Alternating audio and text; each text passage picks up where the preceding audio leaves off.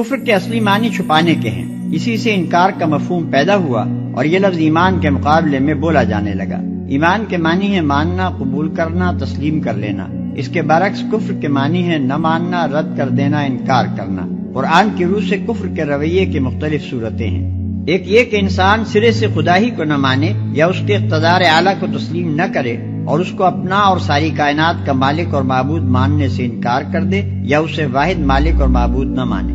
دوسرے یہ کہ اللہ کو تو مانے مگر اس کے احکام اور اس کی ہدایات کو واحد منبع علم و قانون تسلیم کرنے سے انکار کر دے۔ تیسرے یہ کہ اصولاً اس بات کو بھی تسلیم کر لے کہ اسے اللہ ہی کی ہدایت پر چلنا چاہیے، مگر اللہ اپنی ہدایات اور اپنے احکام پہنچانے کے لیے جن پیغمبروں کو واسطہ بناتا ہے انہیں تسلیم نہ کرے۔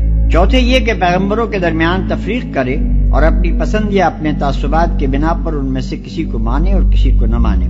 پانچویں یہ کہ پیغمبروں نے خدا کی طرف سے عقائد، اخلاق اور قوانین حیات کے متعلق جو تعلیمات بیان کی ہیں ان کو یا ان میں سے کسی چیز کو قبول نہ کرے۔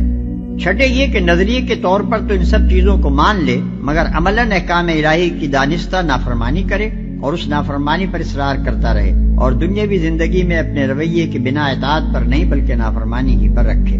یہ سب مختلف طرز فکر و عمل اللہ کے مقابلے میں باغیانہ ہیں اور ان میں سے ہر ایک رویے کو قرآن کفر سے تعبیر کرتا ہے۔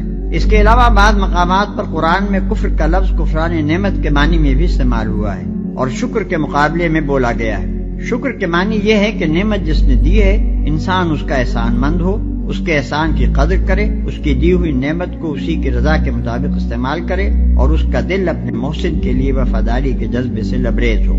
اس کے مقابلے میں کفر یا کفران نعمت یہ ہے کہ آدمی یا تو اپنے محسن کا احسان ہی نہ مانے اور اسے اپنی قابلیت یا کسی غیر کی عنایت یا سفارش کا نتیجہ سمجھے، یا اس کی دی ہوئی نعمت کی ناقدری کرے اور اسے ضائع کر دے، یا اس کی نعمت کو اس کی رضا کے خلاف استعمال کرے، یا اس کے احسانات کے باوجود اس کے ساتھ غدر اور بے وفائی کرے۔